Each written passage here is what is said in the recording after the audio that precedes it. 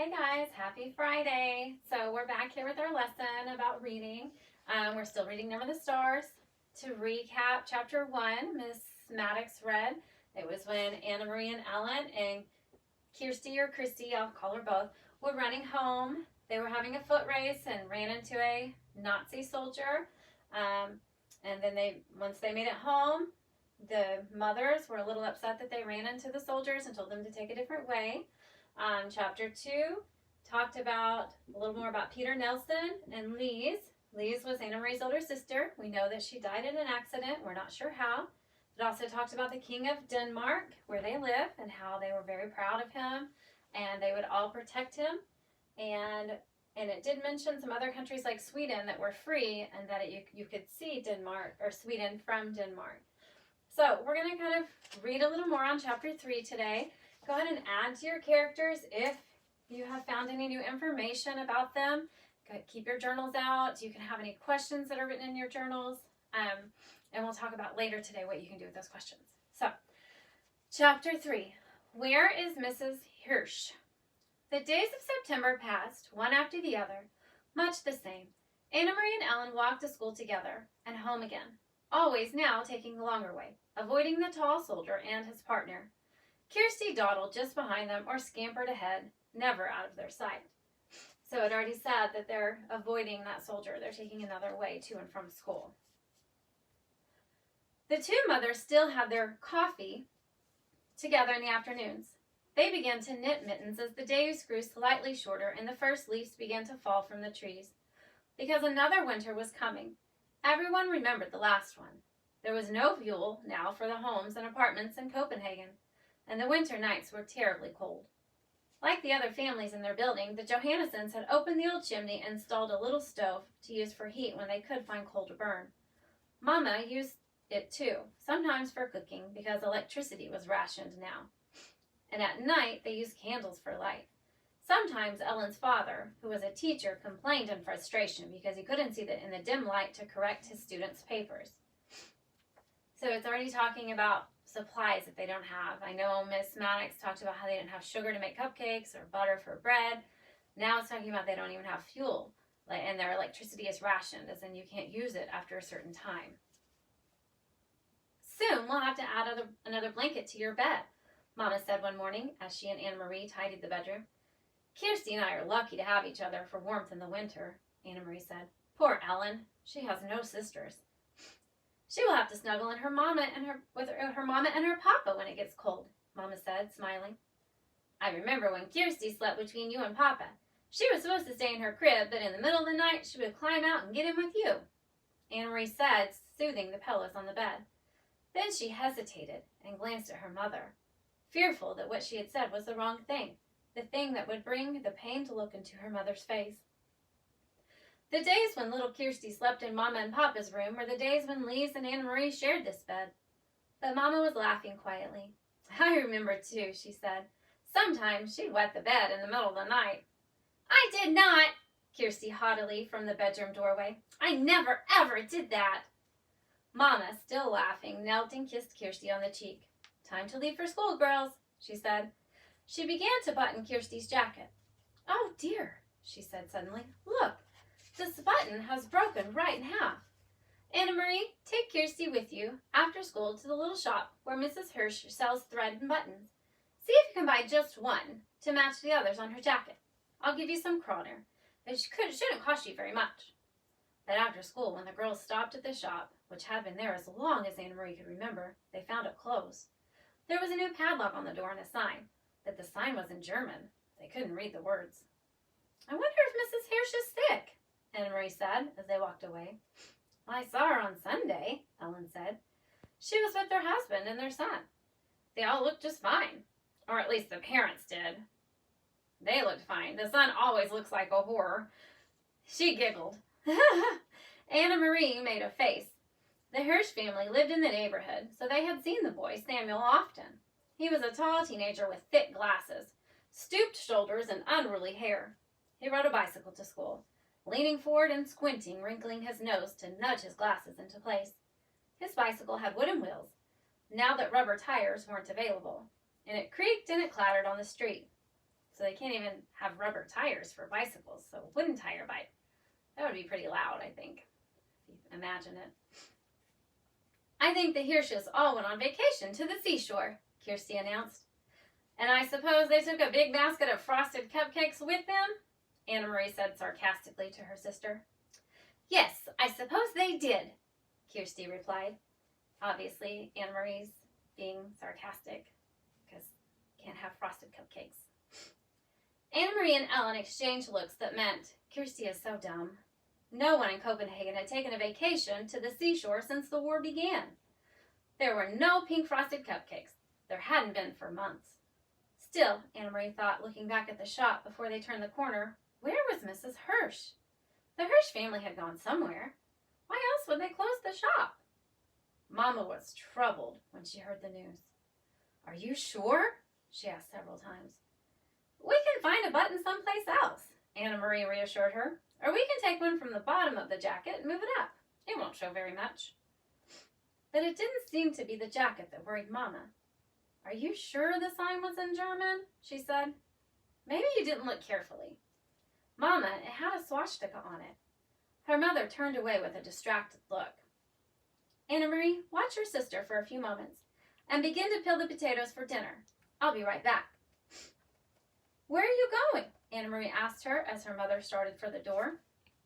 A swastika was a sign that the German army or the Nazis used, and they wore it on their clothing as well as notes and signs that they posted.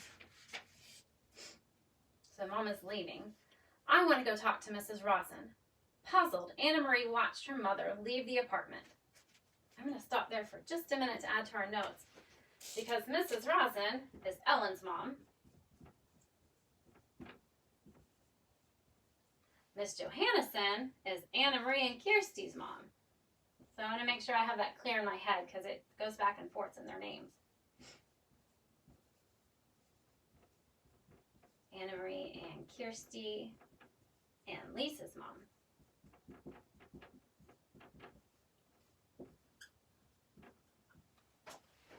And Ellen, I don't know if we added this on Wednesday or not, but she's Annamarie's BFF.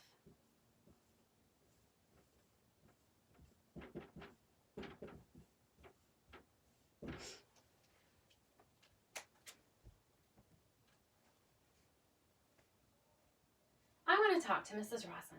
Puzzled, Annamarie watched her mother leave the apartment. She went to the kitchen and opened the door to the cupboard where the potatoes were kept. Every night now, it seemed, they had potatoes for dinner, and very little else. Annamarie was almost asleep when there was a light knock on the bedroom door. Candlelight appeared as the door opened, and her mother stepped in. Are you asleep, Annamarie? No? Why? Is something wrong? Nothing's wrong. I just want you to get up and come out to the living room. Peter's here. Papa and I want to talk to you. Annamarie jumped out of her bed and Kirsty grunted in her sleep. Peter! She hadn't seen him in a long time. There was something frightening about his being here at night. Copenhagen had a curfew, and no citizens were allowed after 8 o'clock. It was very dangerous, she knew, for Peter to visit at this time. But she was delighted that he was here. Though his visits were always hurried, they almost seemed secret somehow, in a way she couldn't quite put her finger on. Still, it was a treat to see Peter. It brought back memories of happier times, and her parents loved Peter too. They said he was like a son. Barefoot, she ran to the living room and into Peter's arms. He grinned, kissed her cheek, and ruffled her long hair. Do you think it's maybe odd for Peter to be there that late at night when they have a curfew, which means you can't go outside after a certain time? And they also have electricity that's rationed at that time, so they're using candlelight. So I wonder why Peter's there. Barefoot, she ran to the living room and into Peter's arms. He grinned, kissed her cheek, and ruffled her long hair. You've grown taller since I saw you last, he told her. You're all legs. Annamarie laughed. I won the girls' foot race last Friday at school, she told him proudly. Where have you been? We've missed you. My work takes me all over, Peter explained. Look, I brought you something. One for Kirsty, too. He reached into his pocket and handed her 2 seashells. Annamarie put the smaller one on the table to save it for her sister. She held the other one in her hands, turning it in the light, looking at the rigid, pearly surface. It was so like Peter to bring her just the right thing. For your Mama and Papa, I brought something more practical. 2 bottles of beer. Mama and Papa smiled and raised their glasses. Papa took a sip and wiped the foam from his upper lip. Then his face became more serious. Annamarie, he said, Peter tells us that the Germans have issued orders closing many stores that are ran by Jews. Jews? Annamarie repeated. Is Mrs. Hirsch Jewish? Is that why the button shop is closed? Why have they done that? So, Jew is a form of religion. So that is what they're saying, is that they're closing stores and shops that are ran by people that are Jewish. Peter leaned forward. Is this their way of tormenting? It is their way of tormenting. For some reason, they want to torment Jewish people. It has happened in other countries. They have taken their time here. They've let us relax a little, but now it seems to be starting. But why the button shop? What harm is a button shop? Mrs. Hirsch is such a nice lady. Even Samuel, he's a dope, but he would never harm anyone. How could he? He can't even see with his thick glasses. Then Annamarie thought of something else. If they can't sell their buttons, how will they earn a living? Friends will take care of them, Mama said. That's what friends do. Annamarie nodded. Mama was right, of course. Friends and neighbors would go to the home of the Hirsch family, would take them fish and potatoes and bread and herbs for making tea. Maybe Peter would even take them a beer. They would be comfortable until their shop was allowed to open again.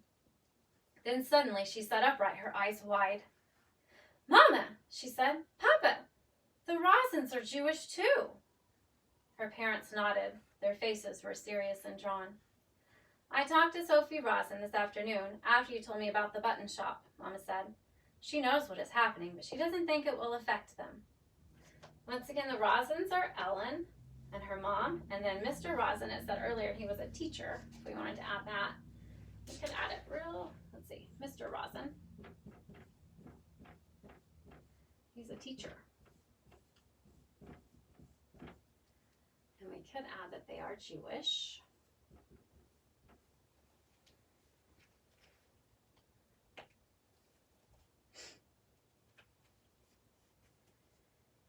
I talked to Sophie Rosen this afternoon after you told me about the button shop, Mama said. She knows what's happening, but she doesn't think it will affect them. Annamarie thought and understood. She relaxed. Mr. Rosen doesn't have a shop. He's a teacher. They can't close a whole school. She looked at Peter with a question in her eyes. Can they? I think the Rosens will be all right, he said. But you keep an eye on your friend Ellen and stay away from those soldiers. Your mother told me about what happened at Oster Brigade. Annamarie shrugged. She'd almost forgotten the incident. It was nothing. They were only bored looking for someone to talk to, I think. She turned to her father.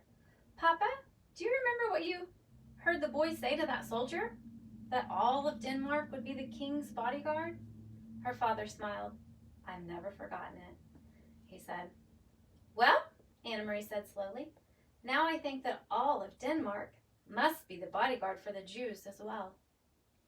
So we shall, Papa replied. Peter stood. I must go, he said. And you, Longlegs? It's way past your bedtime now. He hugged Annamarie again. Later, once more in her bed, beside the warm cocoon of her sister, Annamarie remembered how her father had said 3 years before that he would die to protect the king, that her mother would too, and Annamarie, 7 years old, had announced proudly that she would too. Now that she was 10, with long legs and no more silly dreams of pink frosted cupcakes, and now she and all the Danes were to be the bodyguard for Ellen, Ellen's parents, and all of Denmark's Jews. That's a pretty powerful statement for Annamarie to think and say, that they would all be bodyguards for their family or their friends that were all Jewish. Would she die to protect them? Truly? Annamarie was honest enough to admit it, there in the darkness, to herself, that she wasn't sure. So it seems that she has a lot to think about. But for a moment she felt frightened, but she pulled the blanket up high around her neck and relaxed. It was all imaginary anyway, not real. It was only in the fairy tales that people were called upon to be so brave, to die for one another. Not in real life Denmark. Oh, there were the soldiers, that was true. and the courageous resistance leaders, who sometimes did lose their lives. That was also true. But ordinary people like the Rosens and the Johannesons, Annamarie admitted to herself, snuggling there in the quiet dark, that she was glad to be an ordinary person who would never be called upon for courage. So although those things happen in fairy tales, she says she won't have to be called upon for that courage because this is a way of life they've had for several years of the soldiers being on the streets and of rationing their supplies, and they're slowly taking more and more supplies away. So she's really starting to think about what the remark her dad said about the king and the remarks she said about the king and protecting the king, but also their Jewish family and friends if needed. So today's writing is not going to be to write in your journal. Today's assignment is really simple. If you can log into your Flipgrid account, and we would like you to send a message either to myself or Miss Maddox, depending on whose class you're in. If you're in Benton or Maddox, you will send it to Miss Maddox. If you're in Lee or Page, you'll send the message to me. But we would like to know your thoughts right now about the book, or if you have any questions. Maybe you have 1 or 2 questions about what's going on in the book or things that we've read about. If you could just send us on Flipgrid, and then we will be able to respond. Or if you just have thoughts about the books, what you're thinking about it right now, just go ahead and send us a message on Flipgrid. Otherwise, we will see you next week. Have a great weekend. Goodbye.